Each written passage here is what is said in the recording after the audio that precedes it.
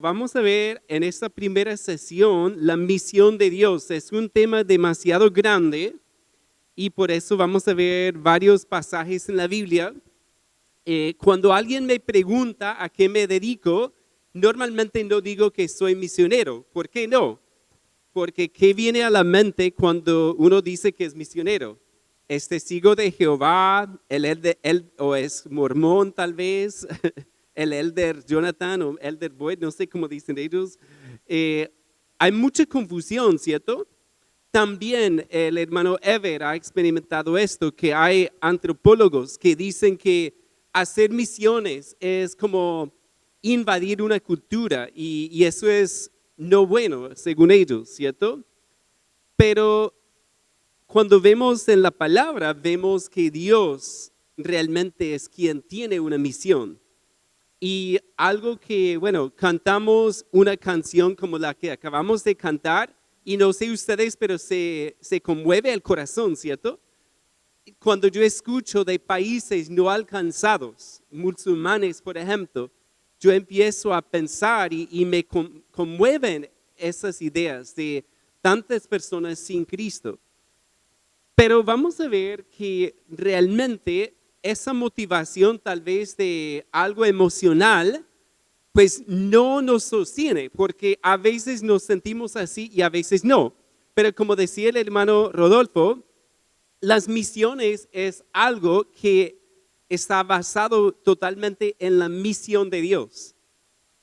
No es solamente algo emocional, de que tenemos una conferencia, me siento conmovido por esta conferencia y por eso salgo. Pues claro, eso dura unos días, pero tenemos que captar la misión de Dios y de esa forma podemos unirnos a su misión. Y ya los sentimientos y emociones pueden fluctuar, eso sí, pero la misión de Dios no cambia. Cuando miramos eso, bueno, vamos a mirar en la palabra, finalmente vamos a llegar a Génesis 12, pero cuando pensamos en Génesis, ¿cómo comienza Génesis? Comienza con la creación en el capítulo 1, el capítulo 2, la creación de la humanidad, ¿cierto? Y en el capítulo 3 ya vemos el pecado del hombre. Vemos el pecado que entra al mundo y empieza a hacer estragos en el mundo. Y vemos que los siguientes capítulos, desde Génesis 3 hasta casi el final de la Biblia, vemos los resultados del pecado, ¿cierto? Un profesor, Carl Truman, él es profesor de historia, él dijo algo una vez que escuché que me quedó sonando, creo que lo he dicho acá, pero si entendemos el día en que Adán y Eva pecaron, podemos entender todos los días de la historia humana. Si no entendemos ese día y lo que pasó ahí, habrá muchas cosas que no vamos a entender. Porque miramos el mundo y cómo está, y no sé aquí en Santa Marta, pero en donde vivo yo las cosas no van mejorando. ¿Cierto? Las cosas, o sea, uno ve cada vez más en las noticias y en la vida cotidiana, escucha historias tan tristes y son resultados del pecado finalmente. Entonces, es importante entender esto. Miren conmigo Génesis 4:1, porque, bueno, en Génesis 3:15, para recordar eso, y pondré enemistad entre ti y la mujer, y entre tu simiente y la simiente suya, esta te herirá en la cabeza y tú le herirás en el calcañar. Ahí vemos esa gran promesa de alguien que vendría para vencer a Satanás finalmente. Y en el capítulo 4:1 conoció a Adán a su mujer Eva, la cual concibió y dio a luz a Caín y dijo, por voluntad de Jehová he adquirido varón. Yo creo que ella pensaba que ya Caín iba a ser el libertador, el Mesías, el que iba a redimirlos, ¿cierto? Pero cuando leemos la historia, qué triste, porque ¿qué hizo Caín? Mató a su único hermano. Entonces miren ahí que el primer hijo nacido es un asesino. Y de ahí va así en declive. En la palabra aquí, la historia de esto en estos capítulos. Y hay un estudioso, Alistair Roberts, él dice que el pecado de Adán es solo el comienzo de una narración de la intensificación y la expansión del pecado. Eso es lo que vemos en los capítulos de Génesis. Y vamos a orar un momentico para que Dios nos ayude a ver esto, ¿ok? Padre, queremos darte gracias una vez más por este tiempo que nos regalas. Gracias, Padre, por tu palabra. Gracias porque en ella vemos la misión tuya, Padre. Y al leer sobre el pecado, Padre, eso nos llena de tristeza al pensar en nuestras vidas, Padre, que antes estaban dedicadas al pecado, pero gracias a tu gracia y a tu Hijo Jesús, nos has rescatado, Padre. Nos has dado la misión tuya y por eso queremos darte gracias y orar también, Padre, que nos ayudes realmente a captar este mensaje, Padre, de tu misión, para interiorizarla, Padre, profundamente, que estemos unidos a tu misión. Muchas gracias, Padre, porque sigues salvando y formando hijos tuyos aquí en Santa Marta. Y, Padre, oramos que tú te glorifiques en esta conferencia con cada intervención, con cada conversación, con cada oración, Padre. Oramos que tu Espíritu Santo obre en nuestras vidas para darnos una convicción más fuerte de la necesidad de estar unidos a tu misión. Te damos gracias, Padre, porque podemos leer cómo termina esta historia y es glorioso ver ese final. Muchas gracias, Padre. Te lo pedimos en el nombre de Jesús. Amén. Bien, entonces, ahí vemos que la humanidad va así, ¿cierto? Vemos después en el capítulo 6 de Génesis,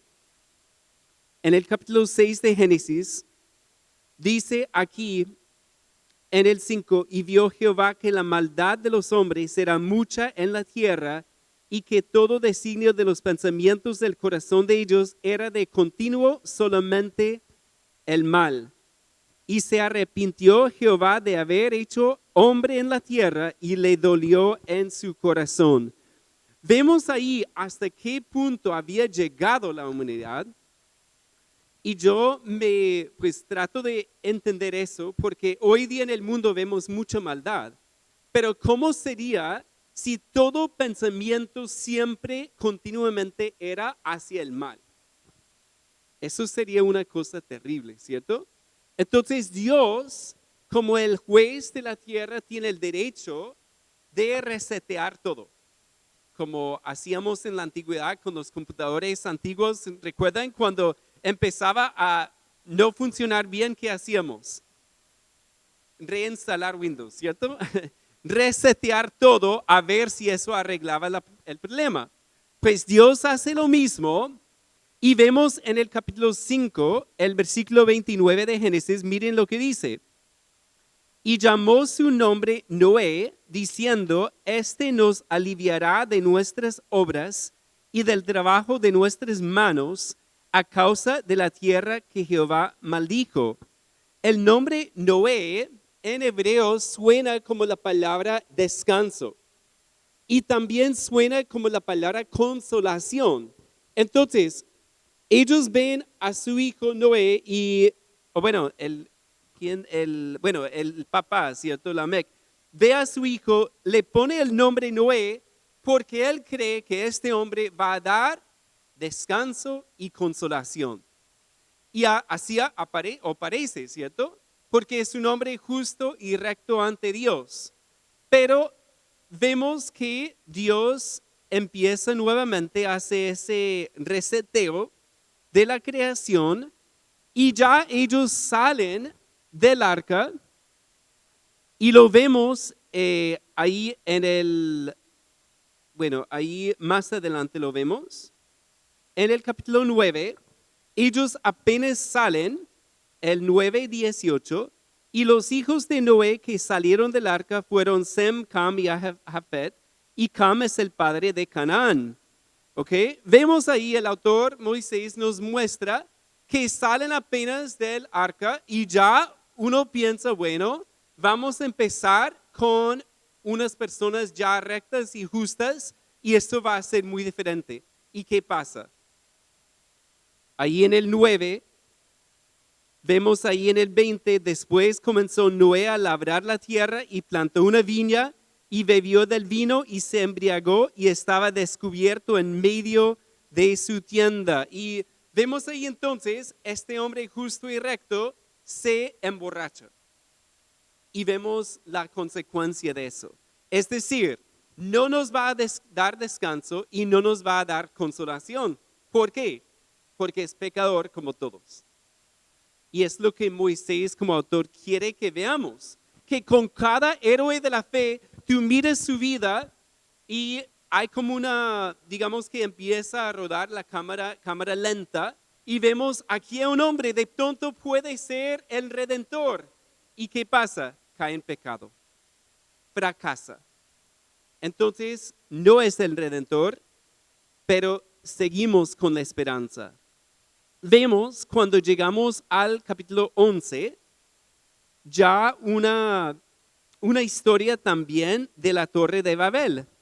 Y ellos, ¿qué quieren hacer ellos? En el 4 dijeron, vamos, edifiquémonos una ciudad y una torre cuya cúspide llegue al cielo y hagámonos un nombre por si fuéramos esparcidos sobre la faz de toda la tierra. La humanidad, ¿qué quiere hacer? Hacerse un nombre, hacer una torre tal vez para evitar cualquier diluvio, porque antes ellos sabían lo que había pasado, ¿cierto? Y también no quieren ser esparcidos. ¿Y qué había dicho Dios? Llenen la tierra, fructifíquense y llenen la tierra y espárcense. Y ellos dicen, no, queremos quedarnos aquí, queremos construir una torre y queremos hacernos un nombre muy grande, ¿cierto?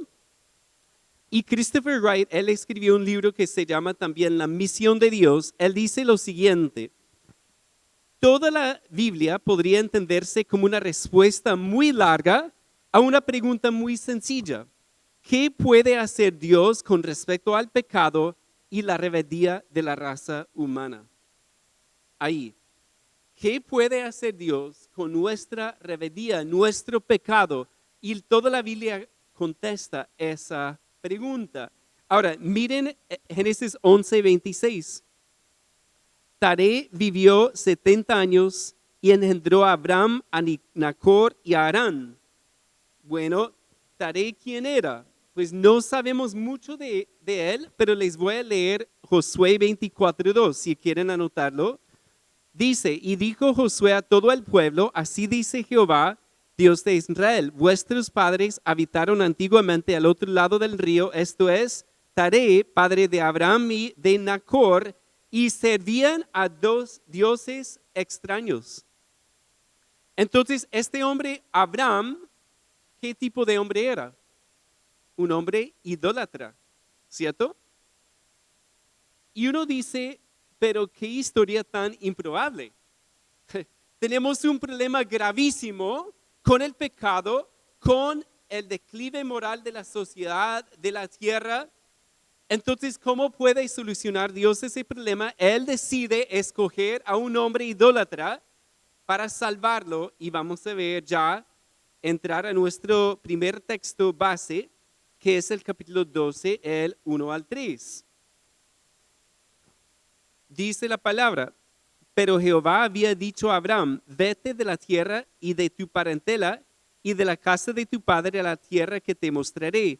Y haré de ti una nación grande y te bendeciré y engrandeceré tu nombre y serás bendición. Bendeciré a los que te bendijeren y a los que te maldijeren maldeciré. Y serán benditas en ti todas las familias de la tierra. Subrayen en su mente o en su Biblia esa parte, serán benditas en ti todas las familias de la tierra. Y recuerden ahí que en Babel, ¿qué querían hacerlo las personas? Hacerse un nombre, hacer una torre, ¿cierto? Que alcanzara al cielo. ¿Y qué hace Dios? Él escoge a un hombre idólatra lo va a salvar para hacer de él una gran nación y para hacer su nombre grande, engrandecer su nombre. Y vemos aquí que Dios hace cosas muy improbables, ¿cierto? Aquí vemos ahí en el 1, vete de tu tierra y de tu parentela. La tierra de él es la tierra de Ur, o sea, cerca de lo que sería después Babilonia, Babel también. Babel y Babilonia es la misma palabra en hebreo. Y cuando hablamos de esas ciudades o ese lugar, estamos pensando en la tecnología y estamos pensando en una sociedad que quiere hacer todo para su propia gloria, ¿cierto?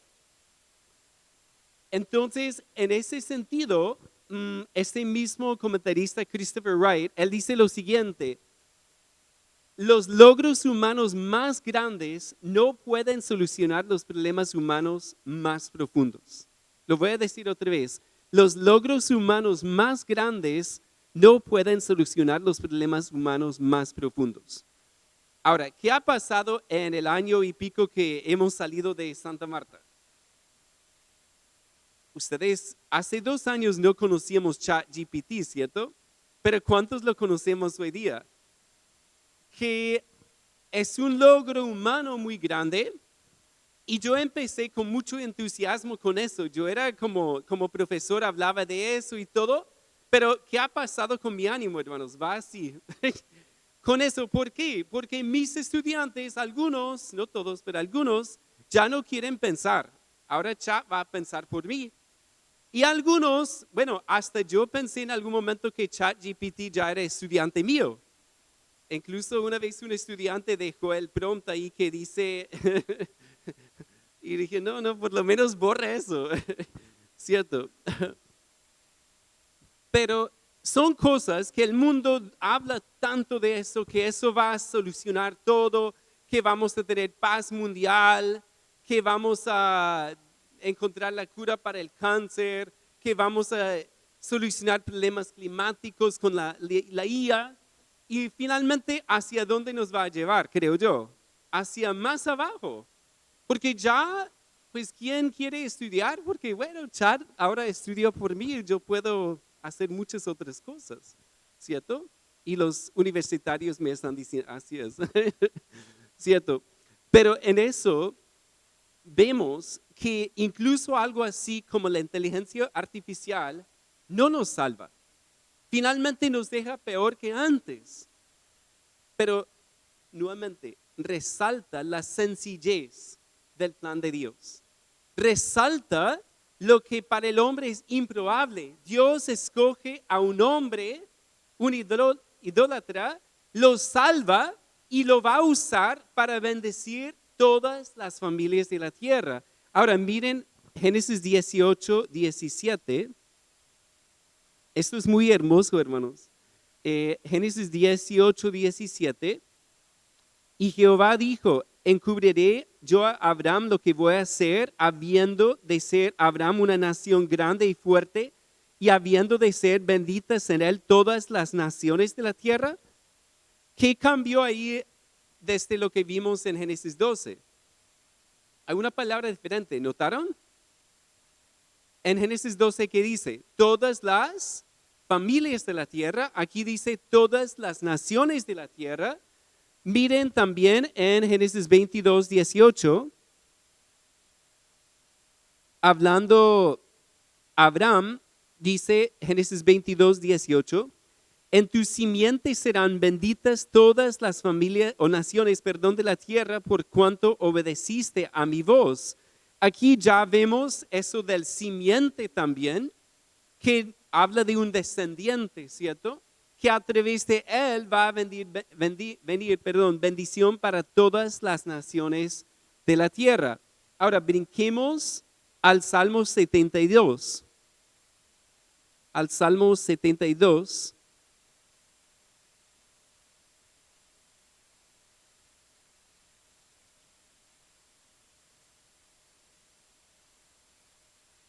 Y vemos aquí que el encabezado dice para Salomón, Pero miren lo que dice el 1 y 2. Oh Dios, da tus juicios al rey y tu justicia al hijo del rey. Él juzgará a tu pueblo con justicia y a tus afligidos con juicio.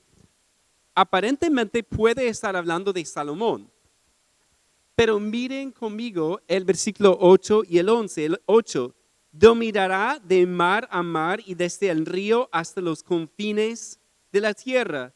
Y miren el 11, todos los reyes se postrarán delante de él, todas las naciones le servirán. Pregunta, ¿eso pasó con Salomón? No, no, y de hecho las dos palabras ahí en el 11, todos los reyes se postrarán y todas las naciones le servirán, son las mismas palabras que vemos en los 10 mandamientos cuando habla de que no te inclinarás a ellas ni las honrarás. Es decir, son palabras de adoración. Entonces, ¿quién será este rey? Pues no puede ser Salomón ni David porque eran pecadores. Obviamente es otro que viene después. Miren conmigo el versículo 17. Será su nombre para siempre, se perpetuará su nombre mientras dure el sol. Benditas serán en él todas las naciones, lo llamarán bienaventurado. ¿Escucharon el eco de Génesis 12?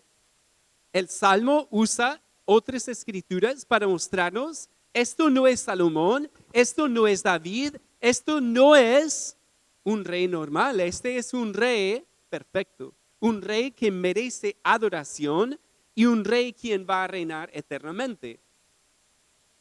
Vemos ahí algo sobre la misión de Dios, ¿cierto? Cuando vemos ya, vamos al Nuevo Testamento, a Mateo. En Mateo vemos una continuidad con este deseo de Dios de bendecir a todas las naciones. Y en los evangelios, en Mateo, por ejemplo, comienza el evangelio hablando de que deben arrepentirse porque el reino de Dios se ha acercado. Debían arrepentirse y recibir a su rey. Pero ¿qué pasó? No lo recibieron. Y por no recibieron, bueno, es el plan soberano de Dios, claro está.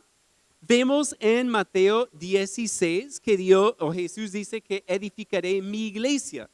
Y en el capítulo 18 habla de su iglesia y ya miren la gran comisión, Mateo 28.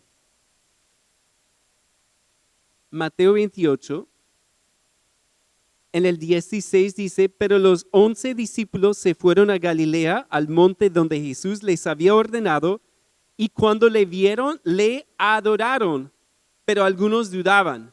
¿Les suena un poco como el Salmo 72? Habla en los mismos términos de adorarlo, y Jesús se acercó y les habló diciendo, toda potestad me es dada en el cielo y en la tierra.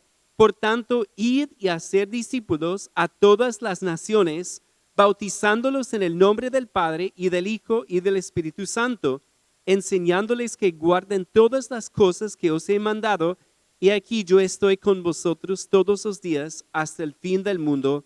Amén. Miren ahí qué ha pasado con la misión de Dios.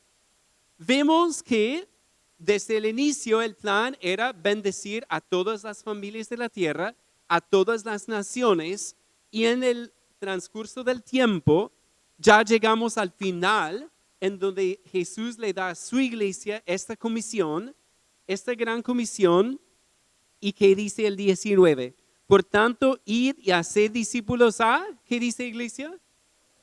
Todas las naciones. Es decir, la bendición vino a través del Salvador Jesús, quien es el prometido, quien sí cumplió con todo porque no pecó, a diferencia de Abraham o Noé o Moisés o David o Salomón o cualquier otro hombre, nunca pecó y como redentor vino para salvarnos y al salir de este mundo nos dejó una comisión, una gran comisión, y es hacer discípulos a todas las naciones. Ahora, la diferencia con Israel debía atraer a las naciones. Si quieren anotar Deuteronomio 4, 5 y 6, Lo tengo aquí en la nueva versión, se lo voy a leer. Miren, yo les he enseñado los preceptos y las normas que me ordenó el Señor mi Dios, para que ustedes los pongan en práctica en la tierra de la que ahora van a tomar posesión. Obedézcanlos y pónganlos en práctica. Así demostrarán su sabiduría e inteligencia ante las naciones. Ellos oirán todos estos preceptos y dirán, en verdad este es un pueblo sabio e inteligente, esta es una gran nación. O sea, ¿qué debía hacer Israel? Ser una luz para las naciones. Las naciones debían llegar a ellos porque debían mostrar algo diferente. Pero, ¿cómo es la diferencia entre Israel y la iglesia ahí? ¿Qué hace la iglesia? Solamente esperamos aquí que vengan gente, ¿cierto? Que vengan personas. ¿Qué dice el texto? Por tanto, id y haced discípulos, ¿cierto? Id es un participio en el original.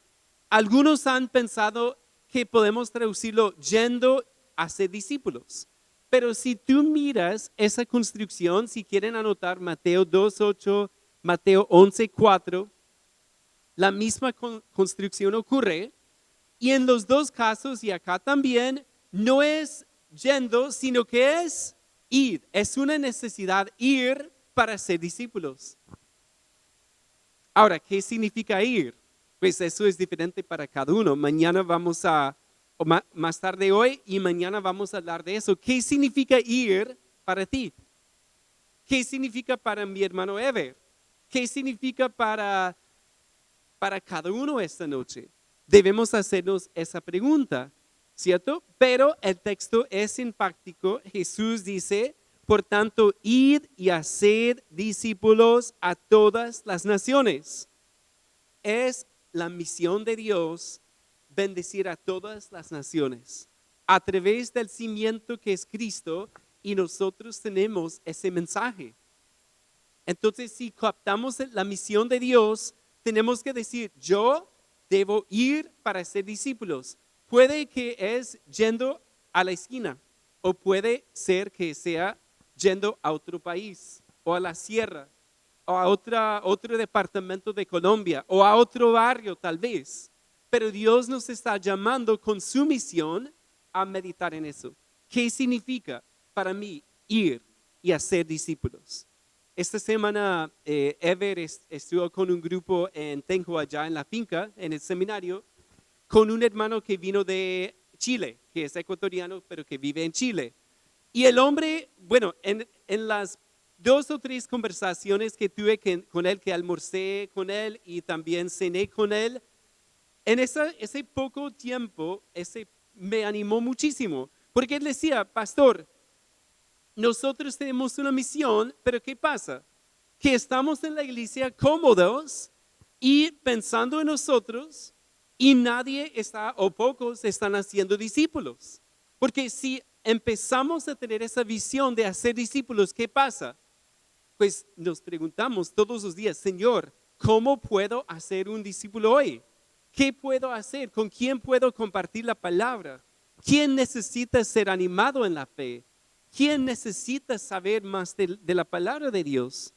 Entonces me animó muchísimo y fue bonito ver que él les enseñó un método de evangelización con papelitos, haciendo un puente y eso. Y Ever me dice que ayer ellos salían en bus y ya estaban compartiendo con la persona al lado el evangelio. Y yo dije, wow, amén. Porque escuchamos algo, pero a veces, ¿qué pasa?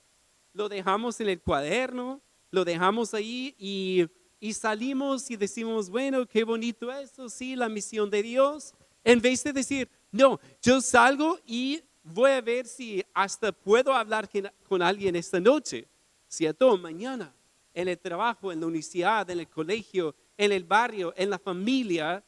Tenemos que tener esa misión aquí en el corazón, no solamente en el cuaderno, sino aquí, para salir y hacer la misión de Dios. Quiero terminar esta primera parte, hermanos, yendo a Apocalipsis 5. Recuerden que esta es la misión de Dios. Simplemente nos unimos a su misión. Apocalipsis 5.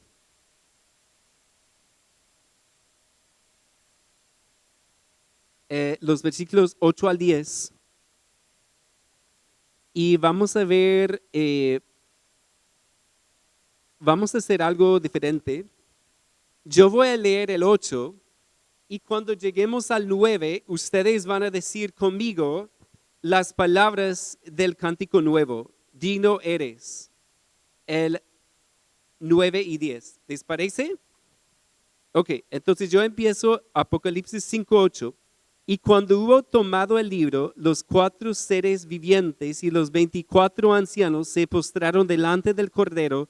Todos tenían arpas y copas de oro llenas de incienso, que son las oraciones de los santos, y cantaban un nuevo cántico diciendo: digno eres de tomar el libro y de abrir sus sellos, porque tú fuiste inmolado y con tu sangre nos has redimido para Dios de todo linaje y lengua y pueblo y nación, y nos has hecho para nuestro Dios reyes y sacerdotes, y reinaremos siempre sobre la tierra. Ustedes leen mejor que yo con esta Biblia tan pequeña. Pero bueno, ahí noten esa parte. En el 9, con tu sangre nos has redimido para Dios. ¿Y qué dice? De todo linaje y lengua y pueblo y nación. Dios empezó desde Abraham, bueno, desde Adán y Eva realmente, Génesis 3:15, con un plan de redención. En el 12 ya vemos el pacto que Dios hizo con Abraham de hacerle una gran nación, hacerle un nombre y que él fuera una bendición para todas las familias, naciones de la tierra. Esa bendición vino a través de Jesús. Vino Jesús, murió por nosotros, resucitó, nos dejó su gran comisión, se fue al cielo, a la diestra del Padre, y nos dejó aquí, pero con una misión.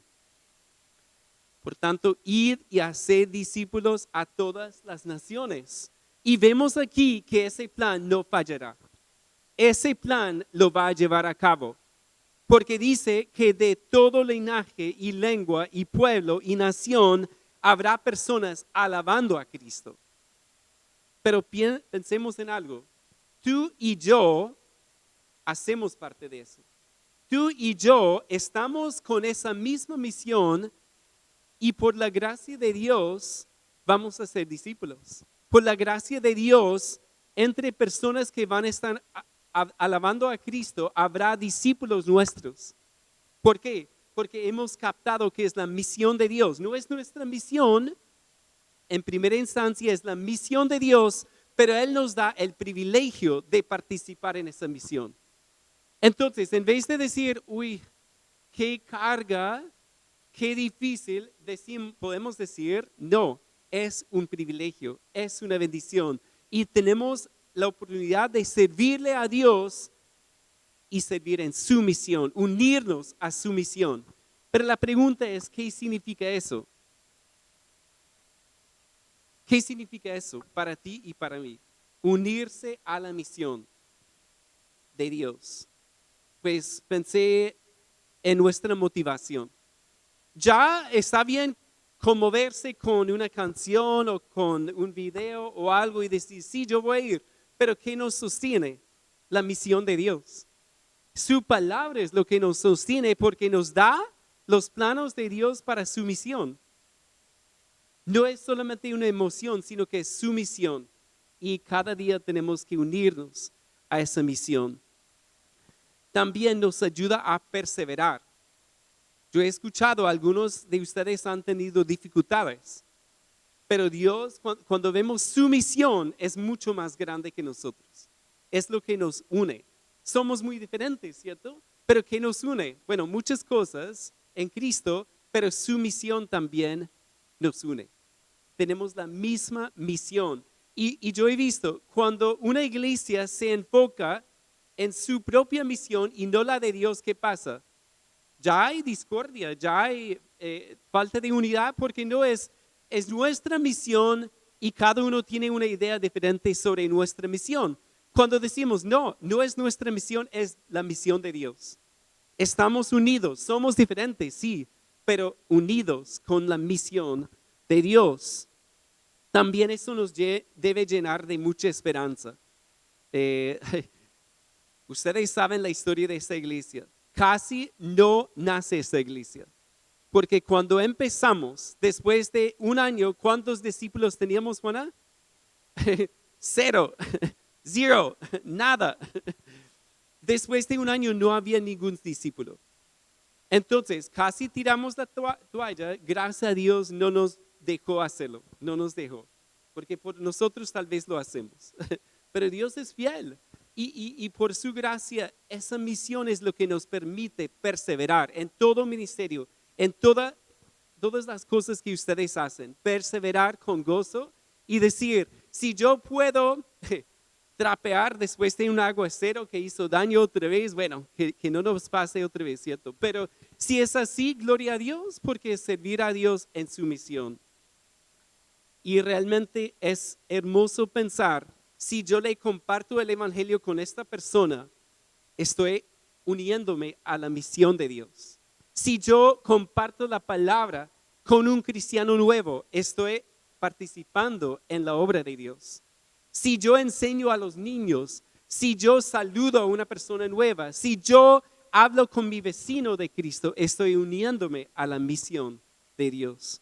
Que Dios nos ayude a captar e interiorizar su misión. Oremos. Padre, muchas gracias por tu palabra. Gracias, Padre, por mostrarnos esta misión tan grande, Padre, tan amplia.